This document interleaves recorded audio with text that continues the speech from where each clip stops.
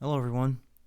I've been meaning to talk about New World for a while now, but I just didn't have time because I was busy with IRL things and also trying to get recordings out regarding other stuff. Now it has my attention. So, New World feels like to me just another MMO copy. I mean, there isn't really anything fresh or new with it, other than maybe the scenery, worlds, and things like that. I mean, realistically, it's it's the whole weapon skill thing. It's been done before. The armor system is nothing new, and I can go down the list. I know I say this a lot, but games really should be utilizing real world stuff as a tool or guideline. In this scenario, I think it's more important to do it than the other scenarios because of the D&D community. When it comes to medieval weaponry or older weapons, I can guarantee you there will be a community out there that will know that stuff a lot more than some other communities. For example, Call of Duty. You're not going to find a whole lot of people who know guns because of political reasons or they don't believe in them or something. But with medieval weaponry and stuff, you're going to find plenty of people who know that stuff in comparison because of, like I said, D&D and some other stuff. So, with that in mind, if you're going to use a theme, vibe, or whatever you want to call it, that does involve older weapons, then you should at least be trying to make it fit that vibe. So, let's look at some examples here. New World gives me that expeditionary vibe. So I'm going to be looking at Spanish conquistadors or equivalent because that's kind of the vibe it's giving off. Knowing that, the weapons and armor should match that vibe. So I should be seeing crossbows, I should be seeing jack of plates, gambesons, halberds, warhammers, and things like that. It is entirely possible to use any of that and still keep it fantasy, i.e., your elemental damage, the looks of the weapon. You can change it up, add some fantasy to it, but you should be trying to follow those. So let's go ahead and go over each one and show you some other fantasy things besides the elemental things you can do. So for the crossbow, this was used by Spanish conquistadors well past when firearms, muskets, were introduced. You can even see that here in this Wikipedia article. Now, I know Wikipedia is not a great place to source, but I have seen this before in other places, so I know this to be correct. But yes, you can see that it took a while before the Spanish conquistadors stopped using crossbows. Why? It's because crossbows were more economically efficient.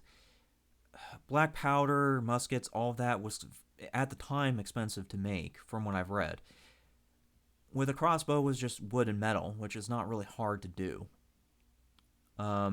Yes, an artisan crossbow, aka a mastercrafted crossbow, would cost more than a musket of the time, but it made up for those costs in the reduction of ammo costs. And of course, also supply lines play a factor in that. It's a lot easier to find wood and metal for crossbow bolts than it is to find pure metal and all the stuff you need for gunpowder. So, I would have liked to see a crossbow in here. Here's where we could have added some fantasy to it. From what I've read, crossbows were very efficient at punching through gambesons or chainmail. When plate mail started getting thicker and more angled, they really could not punch through that. It took very thin plate for this to punch through. In that regard, I think that you could make it so the crossbow did extra damage to light and medium armor. There you go, I've added some fantasy to it, while applying real world knowledge to it. Let's look at some more examples. Jack of plate. Jack of plates were kind of like crap, I forgot the name to it already, but brigadines, yeah, brigadines.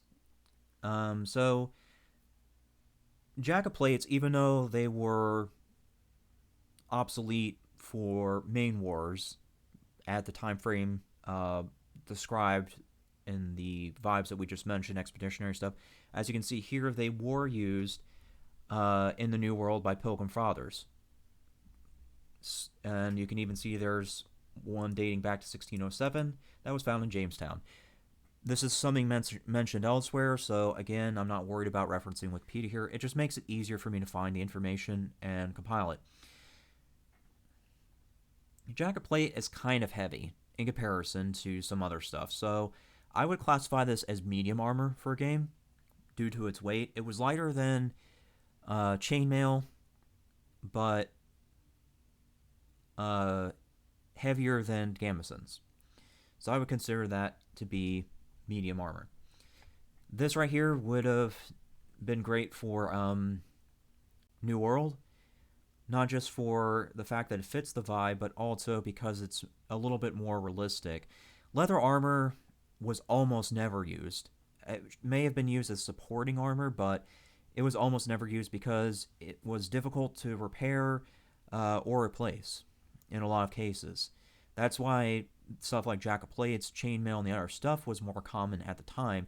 It's because it was a lot easier to maintain. If you had damaged chainmail, you just replace the area or linkage of the damage, where the damage was applied. It's not that hard to fix. So yeah, I would have used this as medium armor. Mentioning Gambesons, we'll go and go over there. Now, there's a difference between Gambesons and, well, depending on how you word it, arming doublets or akatons. I'll give you the short version. Gambesons were used as standalone armor against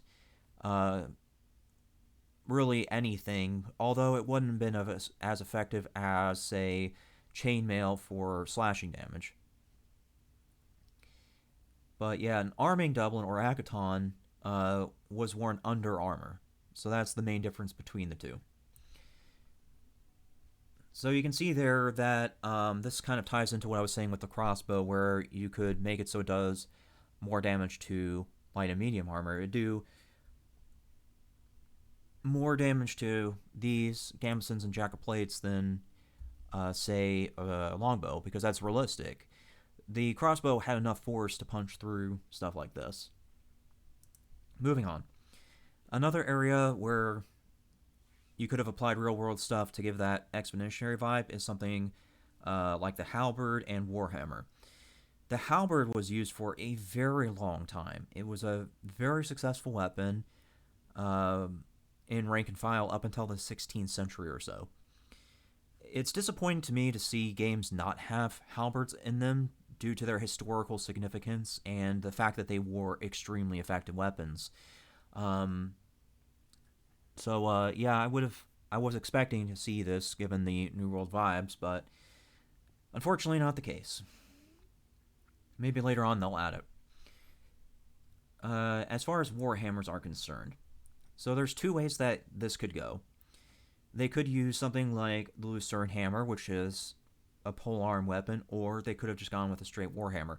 Warhammer weapons varied in length. They could have been one-handed or two-handed. So here's where I think things could have been handled to kind of make them different. If they added a Warhammer and back to Corbin, Lucerne Hammer, if they added a Lucerne Hammer and a Warhammer, then I think the Warhammer could have been a shorter two-handed weapon used for close-range combat. The skills could revolve around punching through heavy armor and stuns.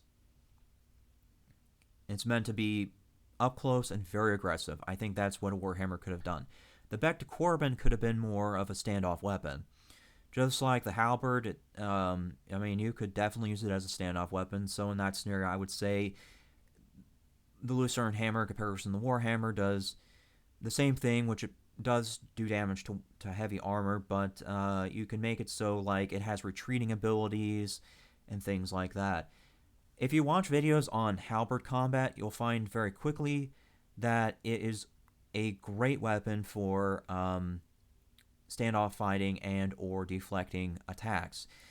As a matter of fact, you can use the axe head side of a Halberd this part right here that you see in the lower picture, you can use that for grabbing the weapon. So if they're coming in with a longsword, for example, you could try to grab it with the axe head, pull the enemy forward, and then stab them in the face with the spear end.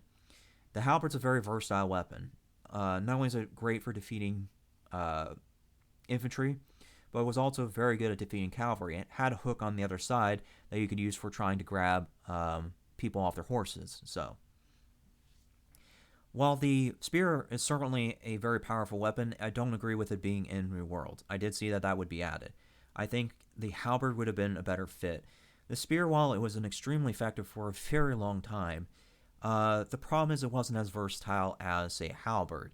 It did one thing and one thing very well, finding weak points in armor and punching right through. That's all it was good for. It wasn't like the halberd where it had some utility. So you can see where I'm going with this. Is New World just isn't fitting the expeditionary vibe. I think people are going to pick up on that to a certain degree, and maybe they won't voice it. And that's probably because people are tired or know that the game's not going to listen. Games for years just have not figured out how to match the vibe or theme of a game. While people may think that this is minor, I think it's pretty significant given that it ties into the feel and or vibe and or the story. I think games should be doing a better job of being aware of that and trying to work with it. Not just for that, but also for tool purposes. Like I pointed out, you can use real world examples to find a way to make the stuff work. But anyways, that's all I have. Thanks for listening.